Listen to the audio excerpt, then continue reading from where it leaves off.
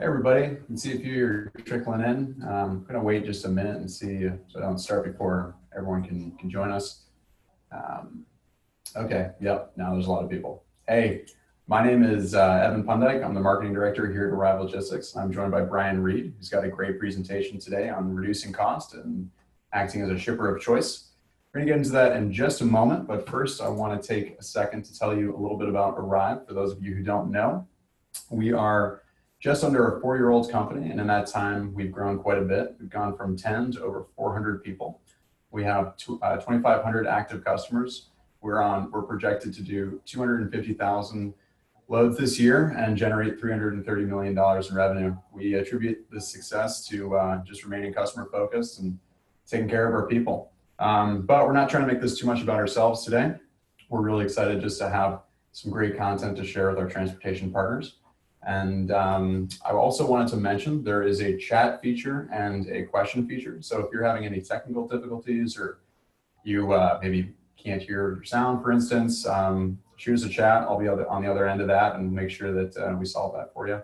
And I'm sure a lot of you are going to have a lot of questions. So type them in, and at the very end, we will go through them all. So with that said, I think I'm going to hand it over to Brian. Thank you. Thanks, Owen.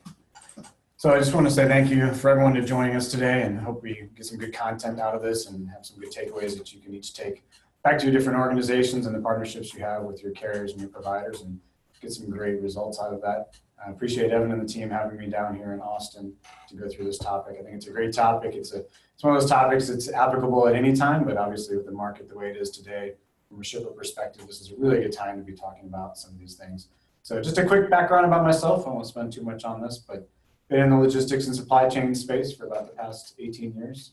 And that's been all over the United States, working with small shippers, large shippers, also on the asset and the non-asset carrier side and provider side, and even overseas, many countries in Europe, Asia, and South America, and the African region, Middle East. So quite a bit of coverage in different areas and a lot of different experience. And hopefully some of that experience that I've gained over the many years can put together and snapshot a little bit for you today and give you some ideas on how you can become a shipper of choice and why that's an important thing. And if you have any questions, feel free to enter them into the system. If you got any problems, also chat that through, and we'll hopefully get you fixed up so that you don't have any problems looking at the content today. So we'll get a quick outline of what we're going to go through today. Again, this is around shipper of choice or preferred shipper. We'll kind of use those terminologies interchangeably today. Y'all are really talking about why it's important to have these partnerships and to be at the top of that list. So we'll go a little bit on, why does this matter for you and your organizations, and how do you get benefits out of that? What is a preferred shipper, and also how do you become one? Some of you may already be preferred shippers. That's great. Maybe you can help some of your colleagues figure out how to become a better shipper and be preferred within your carrier base.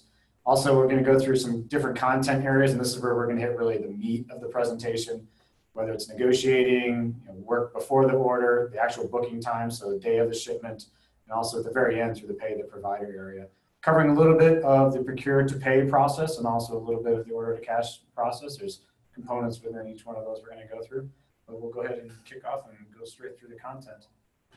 Again, there's going to be a lot of content today, so we will have a presentation available afterwards, so don't worry if you've missed a slide as you went through. There's a lot of text involved and a lot of good ideas.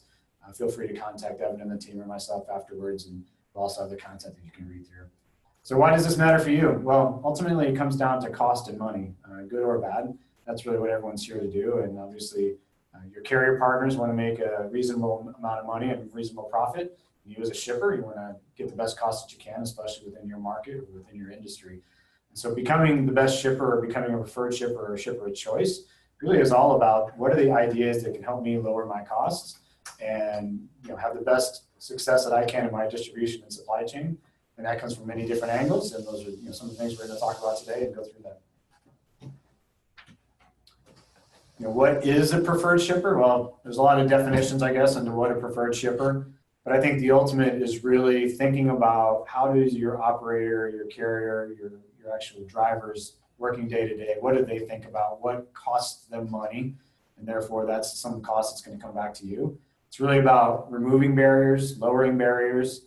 A lot of this is around costs that they're going to reduce on their side, which will hopefully come back to you. At the same time, it's product flow. So a lot of these things, while they work for becoming a preferred shipper, they're also very useful in just having better flow of your own product, either out of your facilities, into your customers' facilities, between your facilities. It's really mutually beneficial, not just with your providers, but also internally with other groups within your organization. I think it also is, another way to think about this is how you compete in your industry, or at least in your geography, whether that's a lane geography or whether it's an overall geography, the Southeast or the Southwest. A lot of people are out there trying to be the best in the world at everything. I'm of the thought that it's better to beat your competitors, and whether those competitors are in your industry or in your lane, that's a better target to have. It's much more achievable. And to be honest with you, while you might be saving money being the best in the world, you could probably take that energy and apply it someplace else. As long as you're getting better rates than your competitors are getting, whether that's in your industry or in the lane that you're operating in, then you're winning in that space. And like I said, you can take that extra energy and apply it to another part of your business and be able to get a lot of success out of that. There's different things that you kind of get out of being a preferred shipper. The results, ultimately, like I said in the beginning, it's really all about cost and the amount of cost that you can extract out of your supply chain. But there's some, more subtle things that you might not think about, and some you might. So obviously, from a shipper perspective, if you're the preferred shipper or the shipper of choice, you really get the pick of the pack or the pick of the litter. You're the one that's going to get the best providers out there. This can apply to spot freight. This can apply to contract freight. But if you're making it easier and more cost efficient for your providers to work with you, they're either reaching out to you, or when you reach out to them, they're answering your phone call. They appreciate your freight. They want to take your freight. They know you have efficient freight. They know you have profitable freight. And you'll get much more attention. You'll get the better carriers in the market. Hopefully you'll get better service out of that for yourself and for your customers. Really having that pick of the best is kind of what it comes down to now. This is going from the beginning of the process to the end. So some of this can actually occur in the upfront process when you're doing contracting and rate procurement. We call it fluff here on the slide. You could call it risk if you're coming from a carrier or an asset provider perspective. A lot of companies will go in and they'll give basic information during the procurement cycle. Well, from a carrier perspective, they're going to have to bake in risk to make sure that they're not exposed when it comes to the day of doing the shipment.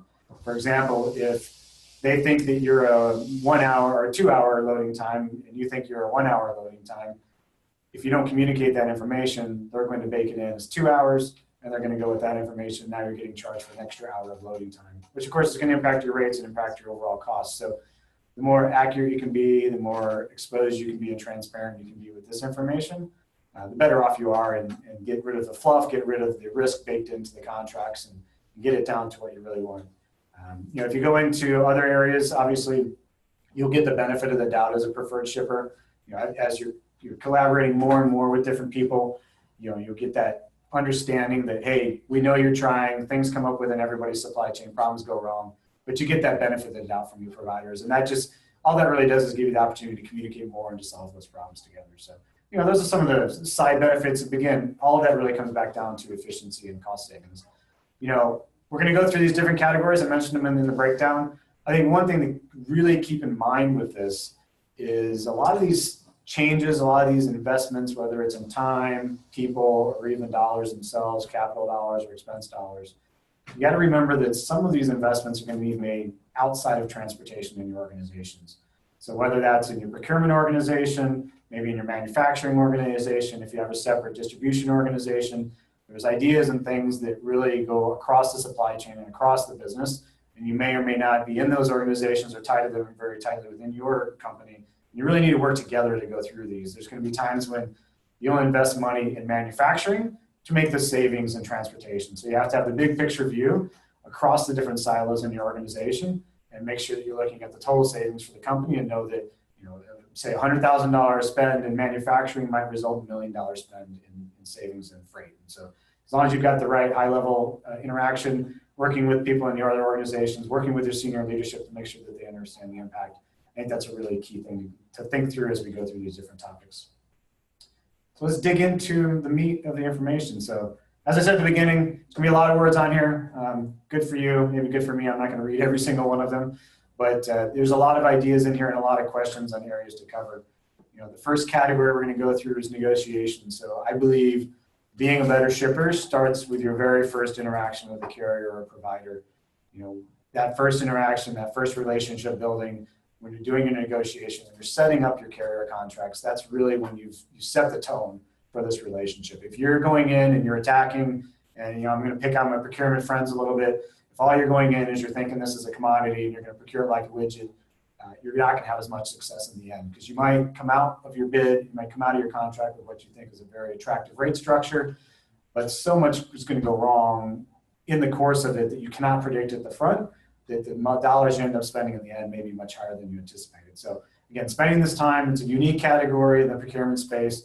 You can compare this to procuring things such as lawyer fees, procuring environmental testing. It's just a little bit different than procuring a stapler or a railroad tie or something to that extent, right? So it's a little bit different. I think the key part we got in negotiation is just being transparent. Now that doesn't mean you have to give up all your cards and you have to give up all your negotiating leverage. That's not what I'm saying. Just be transparent with the information you have. Provide too much information to your providers and be overly detailed in information you give them. There's never going to be the perfect solution, so you got to want to make sure you give them as much information as you can. Make sure that you're telling them the operating hours of your facilities, and not just, hey, my facility is open from 8 o'clock in the morning to 5 o'clock in the evening. No, on a specific lane, let them know when I'm moving on this lane to this specific customer or this other specific facility, that lane typically picks up between 8 and 10 in the morning, or maybe it's between 5 and 8 at night. Make sure you get to that specificity on what those delivery windows are and those pickup windows are. It gives the carrier and the providers a better chance to plan their assets, to find the right carriers to partner up with, to put those along. Also, make sure you communicate the difficulties of your network. Some of you guys out there and girls that have different complexities in your network, and the number of times you change an order between your booking and your actual execution can be 1, 2, 5 times. Sometimes you need to change them last minute. Sometimes you get orders in last minute. Make sure the carriers know that.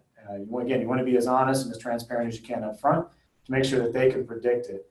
And if you're doing a good job in your negotiating and contracting, you can put in different variables in there that will allow those things to flex. So for example, you could say I have an average of 2 changes on every tender. Well, you could have a term in there that says if I have any more than 3 changes, there's a fee.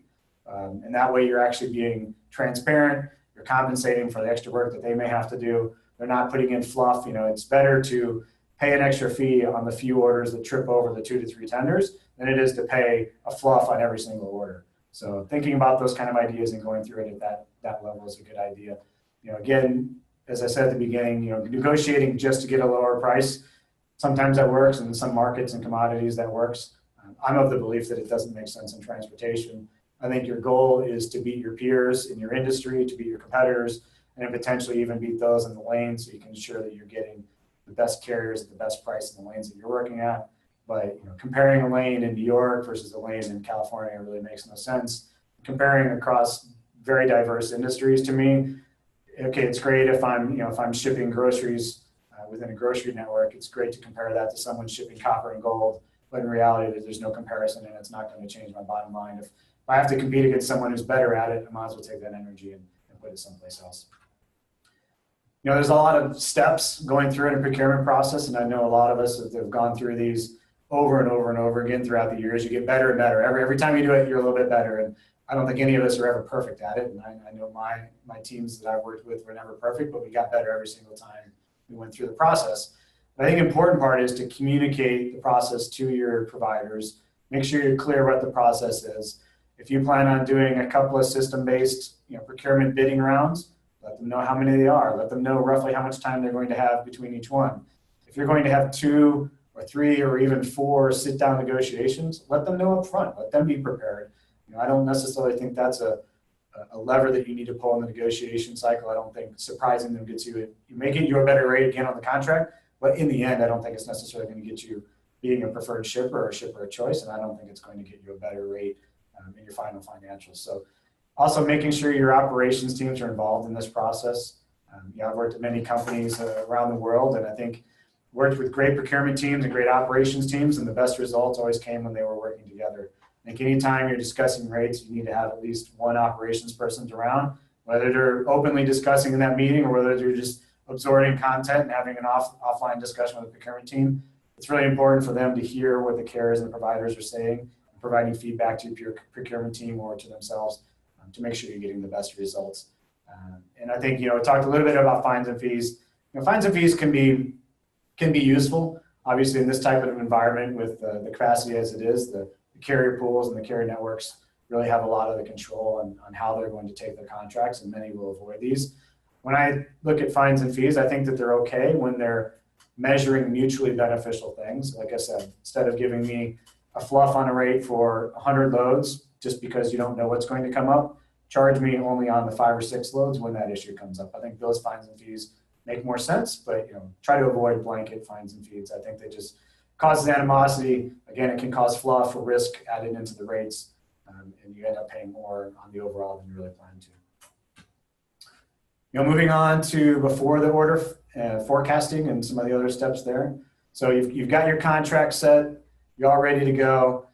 This is before you even got an order. You haven't seen the order come in from your customer. You haven't created your own sales order, your own distribution order. There's a lot of things you can do to continue that communication with your providers.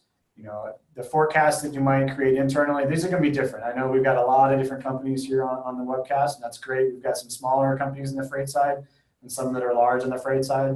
Some might have more basic processes, some may have more complex processes. But again, providing as much detail as you can to your provider will only help the negotiation side and the execution side, and ultimately, make you a preferred shipper and lower your costs. So if you're creating forecasts within your organization, provide as much detail as you can from those forecasts to your providers. If you're able to forecast on a daily basis, that's amazing. I've seen very few people that have a demand that's steady enough that they can do that, but it happens. If you've got that detail, a carrier and a provider would love to see that information because it lets them plan. If you're giving that on a rolling 30-day forecast, daily forecast information, they can plan ahead and get an idea of, hey, looks like I might need to reposition trucks this time. Or if I'm a broker company, maybe I need to get some different carriers to help subsidize that area of the country or that lane for me. I think giving that as often as you can, giving it as detailed as you can. If you only have weekly accuracy, that's great. If you only have monthly, that's fine too. Just provide whatever you have and make sure that they understand that information. For those of you that have been around the forecasting space, you might have heard terms such as APE and MAPE. These are different KPIs that are used within the forecasting process to measure how accurate the forecast is. If I said I was going to do 100 of something and I ended up doing 95, and obviously I wasn't perfect on my forecast, I was 5 off. And most companies that are doing forecasting measure that information. And most companies that may already be a step ahead of some of you on the webcast here, they may already be providing forecast information. Most, if not all of them, are not providing the APE and MAPE information to the providers. Because not only is it good to tell them what the forecast is, it's a good idea to give them an idea of how accurate your forecast is. If you give me a forecast of 100, I'm going to plan on 100. But if you say, well, actually, I'm only 50% accurate on my forecast, well, I'm probably not going to plan on 100 in that case. At the same time, if you say, hey, I'm usually 95% accurate on my forecast, as a carrier or provider, then I know I can anticipate anywhere between 95 and 105. Somewhere in that range, it's a nice tight range. I can do some better planning on it. And I think that's a good thing to give. Again, it's just as much information as you can give is good. I've heard people say, well, that's very, very proprietary information. It's really down to my core. I'll be honest with you, a lot of this information can be found publicly through different API information, different tender information, different load boards, et cetera. It's a lot easier for people to find out what your demand is on a lane than you might think it is. And I think this is an area where you can get a lot of value. Everyone probably has NDAs in place with their providers, and hopefully you trust them to that extent. And so again, do it as much as you're comfortable, but I believe it's a very powerful area to keep that transparency and that communication open. So booking time. So now we're getting close to the actual shipment time. And if you'll notice in today's presentation, we spend a lot of time talking about things before we even are doing anything. The rubber hits the road is happening later on in this process. There's a lot of things you can look at as you go different steps along the order to cash and procure to pay process. I think, again, around communication, I'm probably going to say a million times, communication is a lot of this because carriers and providers are going to bake in time on their operations staff, time on their drivers to make sure that they're ready for any of these things. So the more that you can communicate, the more clear you can be communicating with them, the better off. Are you using systems to communicate? I've seen different companies use electronic systems. Some people use just email. That's just a simple way to do it. It's a bit complex. Sometimes it's kind of hard to track, kind of hard to search. Other people are using EDI. And obviously with EDI, it's a bit of an old standard, but it's a stalwart. It's out there. It does pretty well. If you do it right way, you can get a lot of good information back and forth. You can connect with your customers and your different carriers in that way. Sometimes you might just have a regular API that can transmit information, a little bit more modern, a little bit more streamlined, a little bit more cost effective, something you can customize a little bit more and probably get some good tender information, some good tracking information from your providers back and forth. I think another part to think about before the actual orders are being executed and you're just getting orders in is, what does that lead time look like? Some of you on the webcast are going to have huge lead times. You might know 30 days ahead of time that you need a load moved, which sounds great. I'll tell you my experience, I found out that there's actually a point of lead time where it becomes not as useful. So 30 days out isn't necessarily useful because most carriers and most brokers are not actually planning anything until maybe a week out, maximum maybe 2 weeks out, unless it includes repositioning of assets. So having a long lead time is useful, but there's definitely a sweet spot.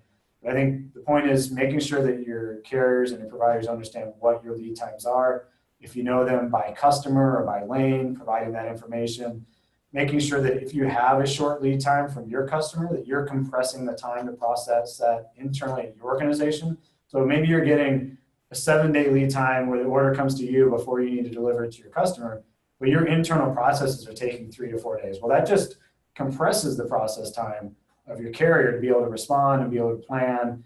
And again, there's cost associated with that. There's variability associated with that. So as much as you can compress your processing time, that's on that 7-day, maybe give them 4 or 5 days to plan. Also understanding how often you change that plan. Some companies out there are very static, put out a tender and the tender is and it stays and it's going to be that way until it gets delivered. There's other companies out there that your lead times are short and you're a very dynamic business.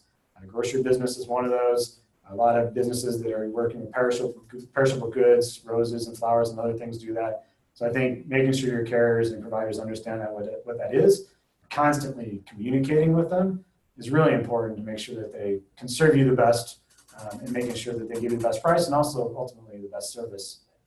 I think also tracking yourself. So we're all really good at tracking our carriers.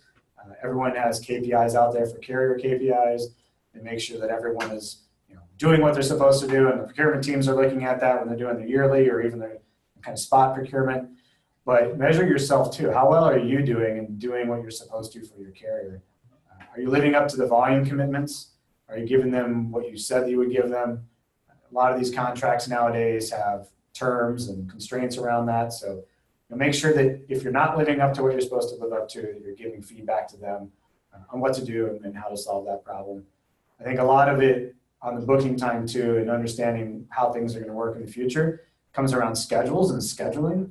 And a lot of different people have very tight docks. Space is at a premium. Dock doors are at a premium, forklifts, et cetera, at a premium. And so making sure that you're looking across your silos to understand how you can optimize in many different ways is very important. I think this is an area where, depending on your organization setup, you might have to stretch across your organization and work with other people in the organization or get the attention of your executive leadership. For example, I've worked with companies where they've gotten so optimized in their distribution facilities that, yes, they've got great distribution metrics. Their cost per hour of labor is really low, or the cost per unit is really low. They don't have as many forklifts as they used to, or drivers coming into the different doors they have. They only pop out as many doors as they need in their facility. But then they have lines out in the front, or they don't have the ability to get the product out of the facility fast enough. They have backups, and now they've got drivers waiting or drivers off-site waiting. All of that adds up to driver time. That adds up to operations time of the carrier and the provider. And that ultimately adds up to more money that you're spending in freight. And again, that may only happen on a fraction of your loads, but once you become known either at a facility or as a company for being that kind of company, that money gets baked into every rate you receive. So again, if you can add more forklifts, add more forklift drivers. If you have automated forklift, add automated forklifts. If you need to add ASRS, automatic storage and retrieval systems, to help you be able to load and unload trucks faster, getting product in and out of your facility. If you need a little bit more operating inventory in the facility to be able to have it ready when the truck actually gets there. If you need to pop out some more doors. A lot of these are capital improvements. Some of these are process improvements. But if you look at all these different categories and work with the different teams, you'll spend, say, a couple $100,000 maybe on some extra forklift leasing and some extra doors being popped out in your facility. That could net you $1 million in freight savings. And so looking at those equations and looking at that, I've seen many instances, to be honest with you, I haven't seen many instances where it didn't show a positive gain looking across the buckets. Now, for those of you that are in the transportation departments and spaces out there, I know a lot of you don't control that area. So again, it's partnering with the different groups within your organization and also educating your leadership so that they know, hey, this is important. It's going to take an investment in one section, but we're going to reap the rewards in another. So then we get into day of the shipment. This is really, as they say, where the rubber meets the road. I won't say too much on facilities. That's a topic that a lot of people in the industry have been talking about for a few years. But I think it's a checkbox you at least have to have checked. I think it's hard to be a differentiator in this space, unless you're giving free massages or something. In that case, you might be a differentiator. But do you have clean restrooms available? Are you providing free Wi-Fi? Are you handing out, is water available, either through a drinking fountain or through bottled water or something? How easy or hard are you making it for them? Are you making them find their own rest stops to go park at because you don't have anywhere for them to park? Or do you have maps that you can provide to them either ahead of time or when they get to the facility? Do you have ways to get a hold of them when they're not there? Those kind of things make it easier to communicate with the drivers when they're on site and also to keep them happy. I don't know if any of you have gone out there and looked at it. I know a lot of providers nowadays, both carriers with assets and non-asset carriers in the brokerage community, are starting to track this information with their providers and their drivers and getting ratings on the different facilities. And I won't name any names because I don't want to single out any people, but there's definitely some people doing better than others. And you would be surprised the ratings that some of your facilities are probably receiving. If you don't have access to that today through your providers, go out to Google. Go Google your address for your facility and see what people are saying about your facility. I was surprised. I did that in my last role a few times, and I've done that over the past few years with different companies. It's not going to be all the providers. It's not going to be all the loads you move, and it's probably only going to be the negative comments. But there's still things to learn from what people took the time to a generic Google website to enter in a comment. If they took all of that time to do it, then it's probably something that should be addressed and at least understood. So make sure you're going out there and gathering that information to understand how you're perceived in the industry. Because again, all rolls uphill, or downhill. It goes up to your contracting, the rates you're going to have in your contracts. It goes to the fact of, is somebody going to want to pick up your spot freight and give you a reasonable rate on that and ultimately give you cost savings in the end? I think looking at how your customers behave in this process, working with your customers, whether that's your own internal facilities or if you're going to an end customer, whether that's a consumer or another business, understanding how their docks work. Do they have continual lines at their docks? Do they use drop assets, but they hold on to the trailers way more than 48 hours? I worked with some shipper customers out there in the community that would hold trailers 5 days. And to be honest with you, most of the time they didn't even know it. They didn't have systems to track that. So make sure you're communicating with your customers to shrink that information or gather that information, shrink those times. Again, it all adds up and comes back to cost that's going to be saving.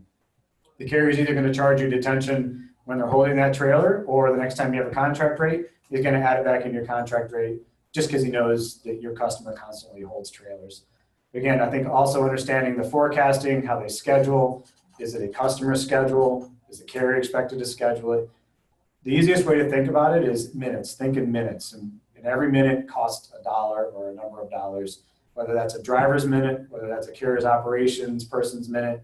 All those minutes add up, and somehow the carrier and the brokers and et cetera need to make up those minutes and those dollars, and that's ultimately going to come back to you. So every minute that you can remove from the process, every minute of work, either that's parallel or serial work, every minute you can save is going to be savings for you. So making sure you're thinking about that. There are a few companies out there who like to levy fines when loads are late or loads have to be rescheduled. And those are many of your customers that are out there. Some of you may even have those. I would just be very cautious with you, especially ones when you're expecting a driver to pay that fine when they show up. The worst thing is to be a driver, to show up at a facility and have a fine of, let's say, $500 that you have to pay, and you weren't even the first one on the load when it went into error. So another carrier had the load, they fell off of it, something went wrong, the company that you're working for incurred the $500 fine. Now you've got the tender, you've got the load, And all of a sudden, as a driver, I have to show up with $500 of cash and pay for a problem that wasn't even my problem. So be careful with those. I know they can be useful. I know the distribution organizations love to use those. I think they can be used, but if you need to use them, make sure you use them at a higher level within the organization. Charge the company directly. Don't charge it through the carriers or the providers. Again, this is a market where it's very tight, capacity is tight, and you want to be the shipper of choice or the preferred shipper. That's a really easy way to not be a preferred shipper, not be a shipper of choice from a driver perspective.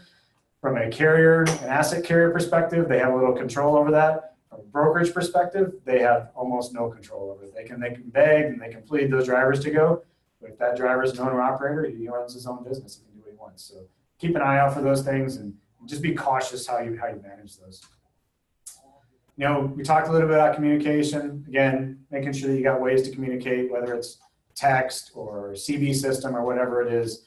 Make sure it's efficient. Make sure it can get a hold of the driver. Try not to hold the driver. You know, a lot of times you can have problems with your manufacturing. Say you're in the manufacturing space or even in distribution, you're waiting for an inbound load to be able to fulfill an outbound order.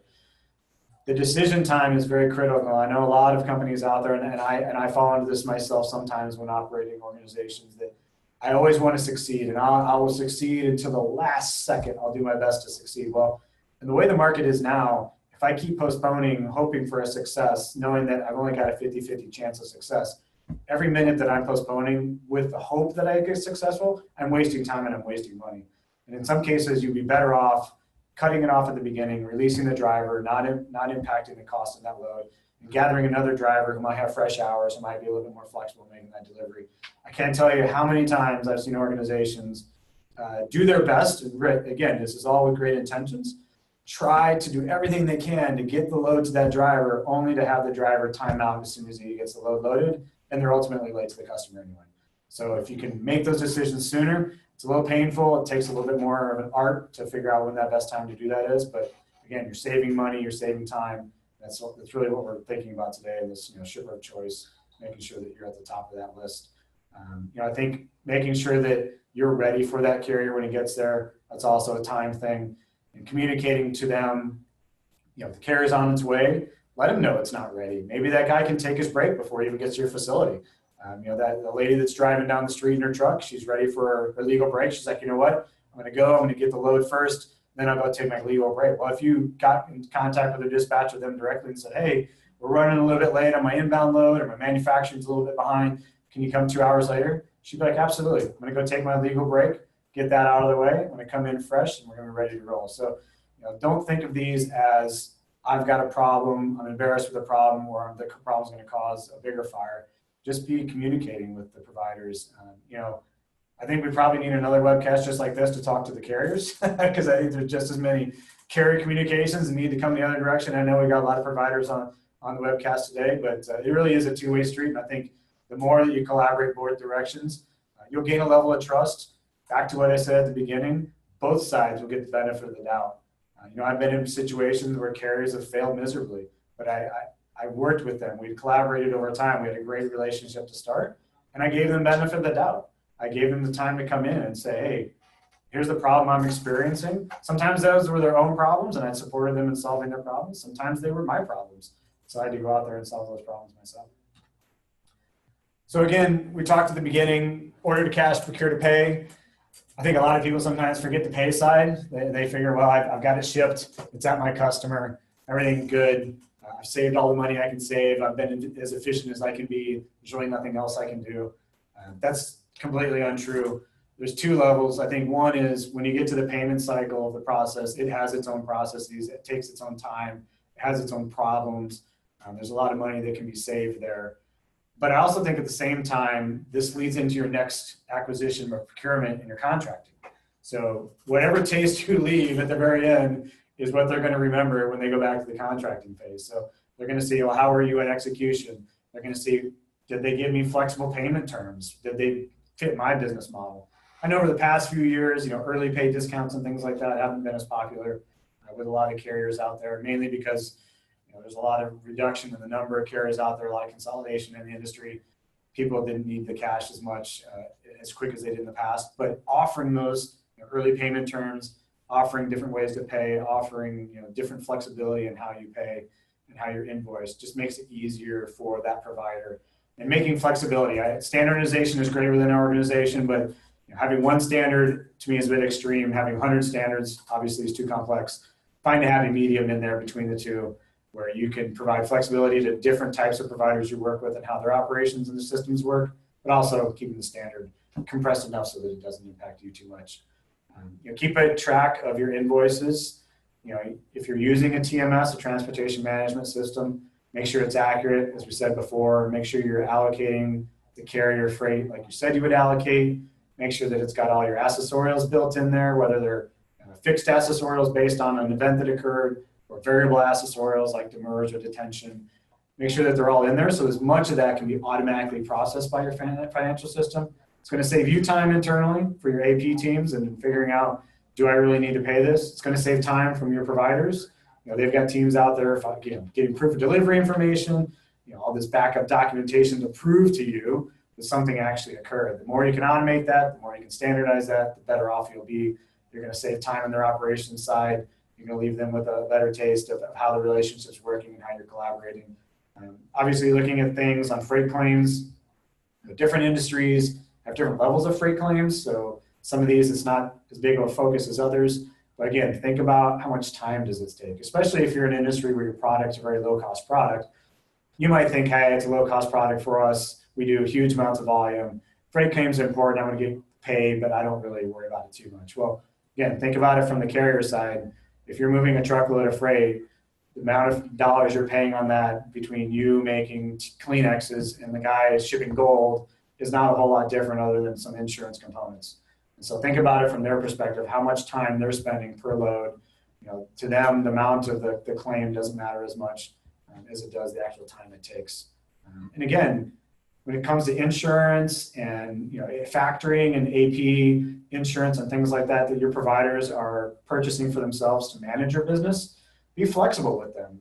A lot of those companies will come to you as if your business is growing with them, you'll get to a certain size, and those companies will come and say, hey, we want to understand the financial viability of your customer so that they know how exposed they can be on the insurance side. So, if you're a private company, understand not exposing all your financials, but do what you can, provide references, bank references, provide as much information as you can, because again, the lower their factoring rates, the lower their insurance rates, the lower any rate that they're providing to their suppliers and their providers, ultimately is going to come back to you.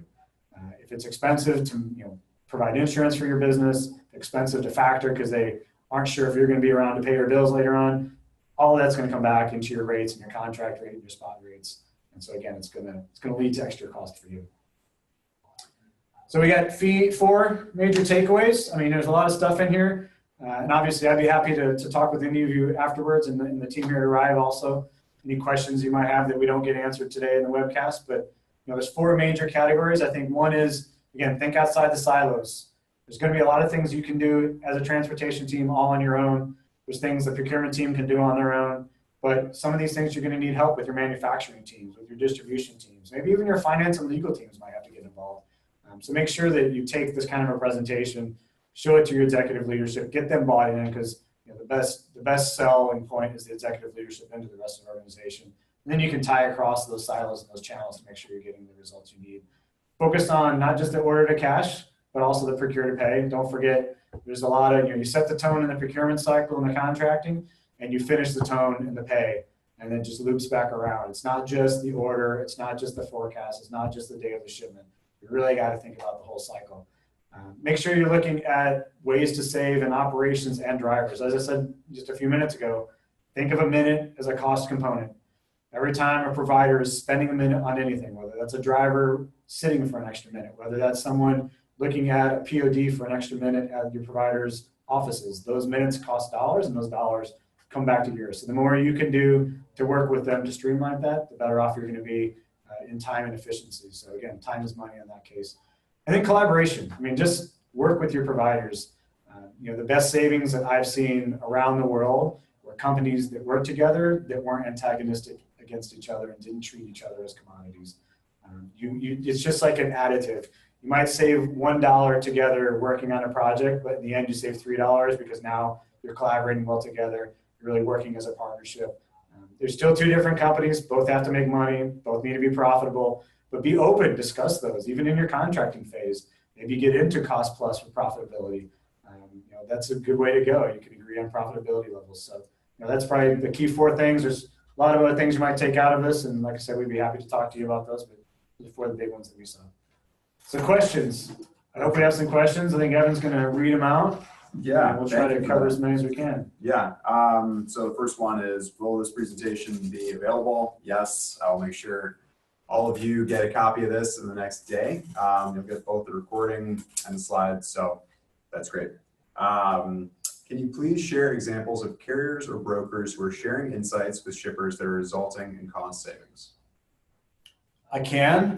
There's many of them out there. And I would say, Arrive has been doing a lot of that work. I think they've been starting in that area. I think what I would say is a lot of them are doing it. Almost all of them that I've seen were doing it. Sometimes with certain carriers, you have to ask for it, right? So I would say with some of the traditional carriers and brokers out there, you have to request it. And I'm not saying that these are all the ones, but if you're thinking of a C.H. Robinson or an Echo or one of the larger brokers, I think all of those guys can do these things. They can give you details. They can tell you how much time they're, quote, wasting in different categories that you can help collaborate together and save. I think some of the newer ones, such as Arrive or Convoy or Uber Freight, I think they're coming at it from a slightly different angle. They're new, right? So they're just thinking at it in a different time in space. And so they're offering these things a little bit more upfront. But I think there's a lot of providers out there offering these things. And I think you're going to see over the course of the next, say, 6 to 18 months, you're going to see more providers offering that. You're going to see neutral parties too, whether it's DAT, FreightWaves, Channelytics, companies like this that are a little bit more neutral, sitting in between yourself and your providers that have a lot of these data, and they have across different providers. Example, someone like our FreightWaves using that data might be able to come in and tell you what your waiting times are at your facilities. And I know from my past experience, the information I got internally was good, but it wasn't always 100% accurate.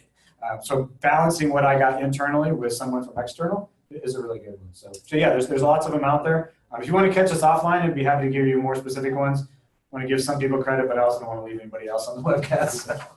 What is the average number of times you go back to a carrier when negotiating contract rates? So I would say in my experience across the world, 2 automated rounds is kind of the standard.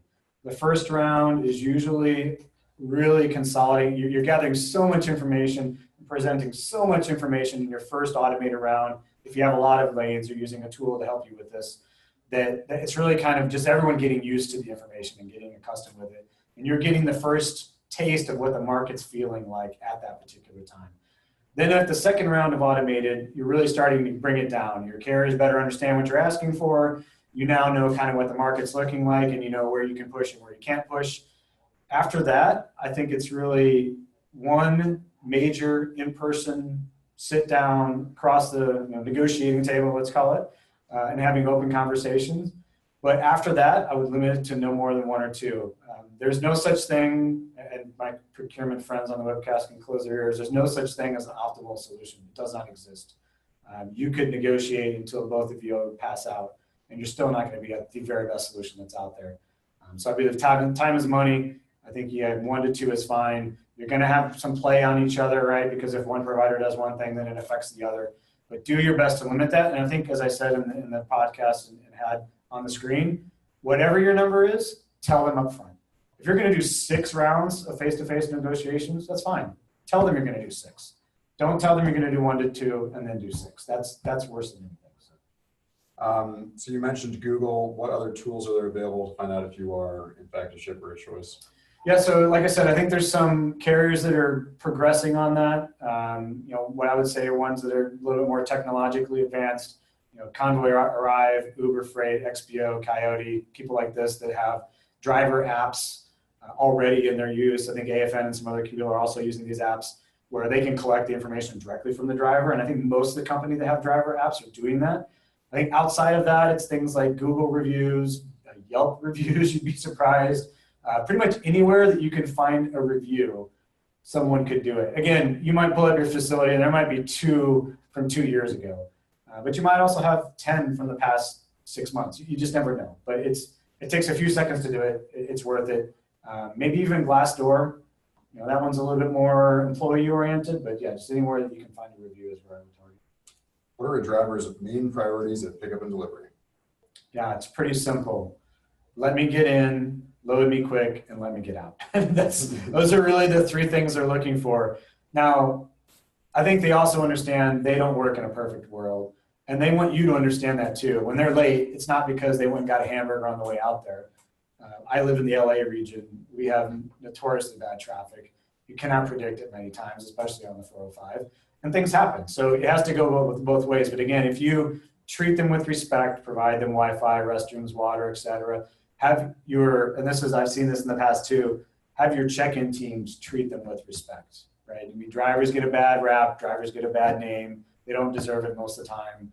Make sure that, you know, they're treating the driver how they would like to be treated. Make sure that that relationship is positive. You know, I've had companies that I've worked with that have had issues with that, and it's worth the time to spend on it. Because again, the driver, it's simple things like how friendly is the person at the check-in booth. That starts off the relationship that you're going to have with them. And if you're friendly at the check-in booth and you're keeping up to date with them and you're 20 or 30 minutes late, and they're not happy, but they're okay. If you're rude to them when they check in, you're not letting them know what they're going to do, and they're that same 20 minutes to 30 minutes late, they're going to go crazy, and they're never going to want to come back again. So it's all about just transparency, treating them like you'd like to be treated, and those kind of things. Looks like the last one. How does an online system help for scheduling efficiency? What is the ROI we can respect? Online scheduling. So it really depends on your business.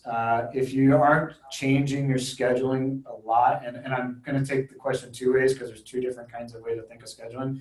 If you're thinking of scheduling as far as setting your origin schedule appointment times or your destination schedule appointment times, if your business isn't that dynamic and you're not already using a transportation management system, there's probably not a lot of ROI there. It's a very tough one to get ROI in. But if you are a dynamic business where you're constantly changing your pickup appointments or your customers are constantly changing their destination appointments, the automation can help you because it can automatically reschedule the appointment. Certain ones can integrate with other systems outside yours, maybe with your customer systems or something else.